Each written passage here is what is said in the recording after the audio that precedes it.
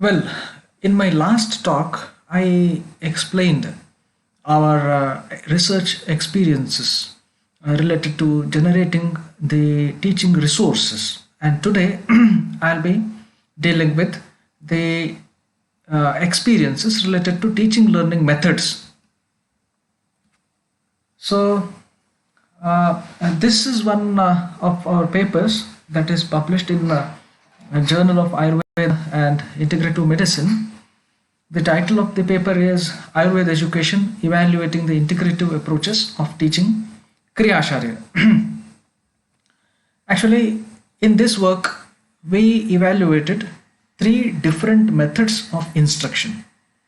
So first method was that we developed an integrative module on cardiovascular physiology, and we introduced this module in our regular teaching at undergraduate level. Then the second method that we evaluated was case stimulated learning, and third method was small group discussion, classroom small group discussion. So we developed these three methods and we evaluated the effectiveness of these three methods in this study.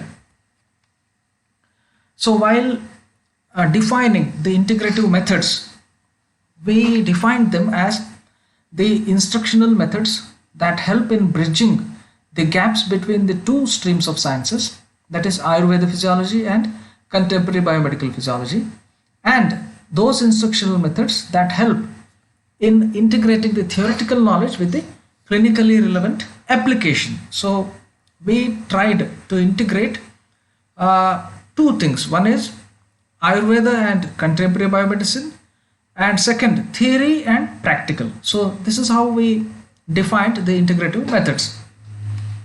So population of this study was defined as the students admitted for BA/MS program for the academic years 2011-12 and 12-13.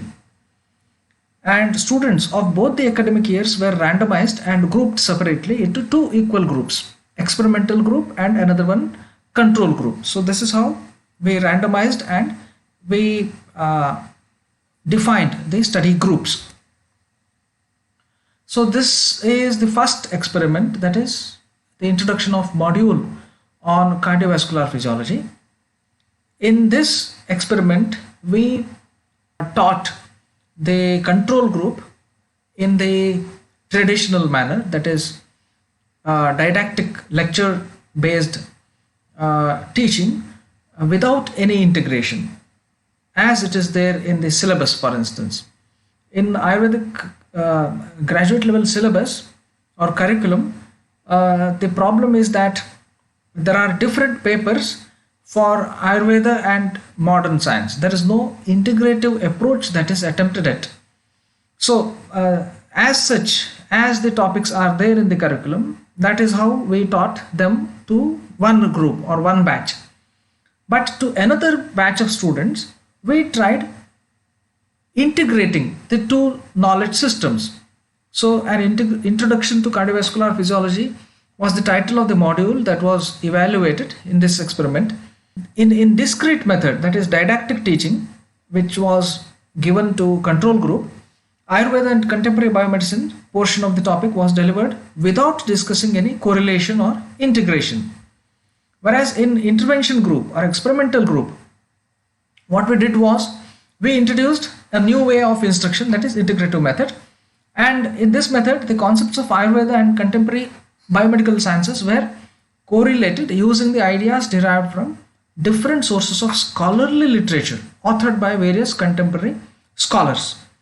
And for ethical purposes, we also went for crossover design, so that each student received instructions by both the methods. But as soon as the first stage of instruction was over, we evaluated the outcomes. So the learning outcome was assessed in the form of a written test conducted after the completion of the first stage of the experiment. The attendance pattern and also the total human hours spent during the entire period of experiment were also considered. And a structured questionnaire was prepared to obtain the feedback from the students, and there were several questions, and the questions were in the form of Likert scale. So this table shows the results of the first experiment, and as the table suggests, the experimental group and the control group, they performed almost similar. So the new method of instruction was comparable to the traditional method of teaching. So in other words to say, the test scores could not identify whether the new method was more effective or otherwise. Second experiment, the case stimulated learning. In this experiment, what we did was we introduced a hypothetical clinical case at the beginning of the lecture. In this case, we took up ischemic heart disease.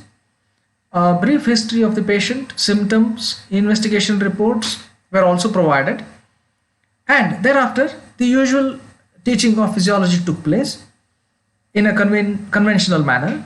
And at the end of the lecture, once again the case was taken up and the students were asked to solve the case.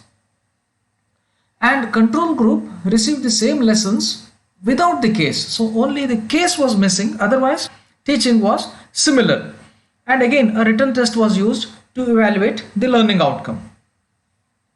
And as the result suggests, the performance of the experimental group was better than the control group, and this difference was statistically significant.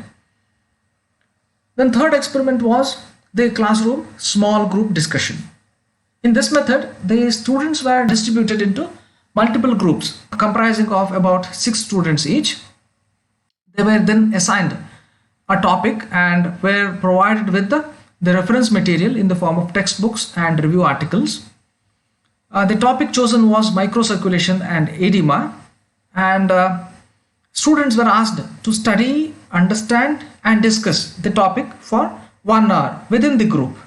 The instructor acted as a facilitator and helped students in studying and understanding the physiological principles regulating the microcirculation, while also introducing them to the integrative way of understanding the concepts of edema and 𝘠𝘠. We brought in the concept of 𝘠𝘠 along with edema, and this is how the table was created, and this is how the examples from Ayurveda were given to explain the different mechanisms of edema. For instance, the increased hydrostatic pressure leading to edema, as seen in pulmonary edema due to left ventricular failure. So many of the symptoms explained for Tamakashvasa are similar to the symptoms found in this case. Similarly, decreased colloidal osmotic pressure, for instance, that happens due to protein losing enteropathy. And if you go through the Ayurvedic explanations in Grahani Roga, there is explanation of 𝘠𝘠. So this 𝘠𝘠 is possibly due to decreased colloidal osmotic pressure. Then sodium and water retention, the example is edema of renal origin, which is very similar to Kaphaja 𝘠𝘠.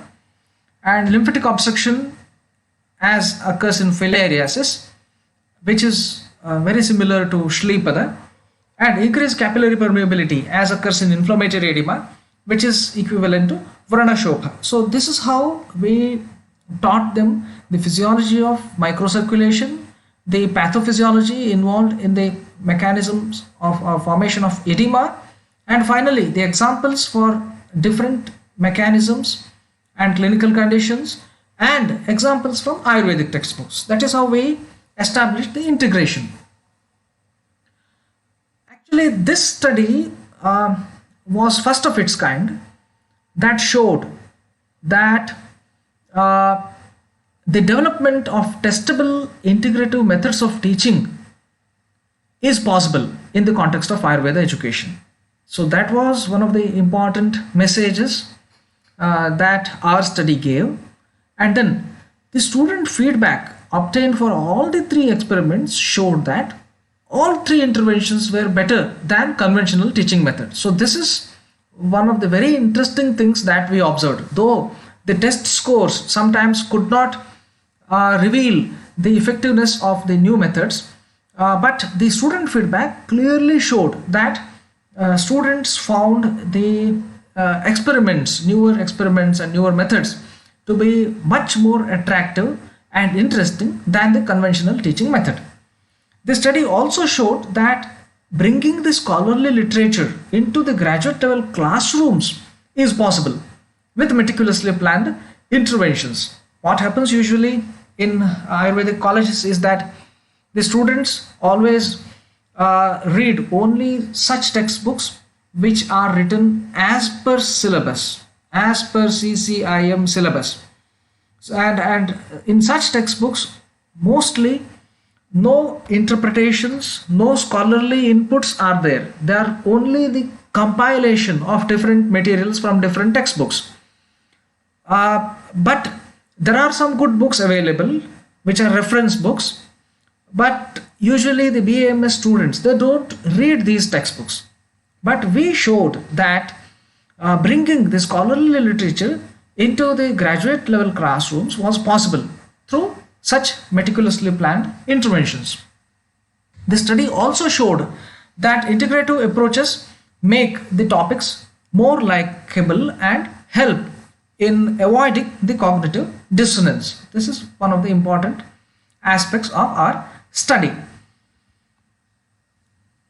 More recently, we could publish another paper in another journal, a reputed journal, the Journal of Alternative and Complementary Medicine, where we reported our findings with respect to introducing the hybrid problem-based learning modules in Ayurvedic education.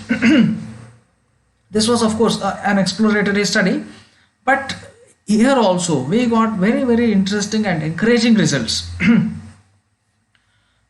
The problem-based learning is a well-known student-centered instructional approach, and it is known to enhance the problem-solving skills among the learners. However, because teaching learning methods in most of the Ayurvedic colleges are still didactic and teacher-centric, the effects of introducing PBL have not yet been evaluated. There are no studies that have reported the effectiveness of PBL. So the primary objective of this study was to develop PBL modules for Ayurvedic physiology and their implementation in a hybrid format. So hybrid format means PBL is used as an add-on component along with the didactic lectures. So the routine classes were never disturbed. Only after the routine classes were over, on scheduled days, the students were asked to stay back, and as an additional teaching, this PBL was introduced. The secondary objective of this study was to compare the learning outcomes achieved through hybrid problem-based learning with those achieved through conventional teaching. For this, we had to take two batches of students. The 16-17 and 17-18 batches were chosen, and 2016-2017 batch was taken as control, and 17-18 batch was taken as experimental batch. Therefore, this study is a prospectively planned, post-test only, controlled interventional design, but with non-equivalent groups, because the two groups are different. The control group was different and the experimental group was different. The interventions, the instructional method known as HPBL was introduced to the experimental group. These were the cases that were taken for teaching through PBL method. So PBL method involves actually two sessions. During first session, a case is introduced in a stepwise fashion. The history, then presentation, clinical symptoms, signs, and then the laboratory reports, investigations, and so on. So one after the other, the explanation or information is given slowly, and the students are divided into several batches, and each batch gets a question whenever they have something that they do not know.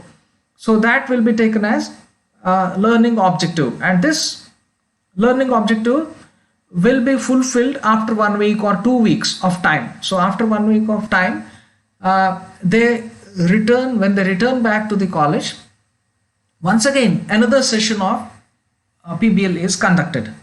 So during this 1 week or 2 weeks of time, they usually consult the library, internet, and different other resources whatever are available to them, and then they come up with the solution of the case that was presented or problem that was presented, and these solutions are once again discussed during the next session, and a final answer is given. Actually, this makes the students develop problem solving skills. So PBL is mainly based on the idea that problem solving skills need to improve among the medical students. So the first case was related to myasthenia gravis, second was pheochromocytoma, third was myocardial infarction, fourth was acid peptic disease, amla pitta, and fifth was liver cirrhosis.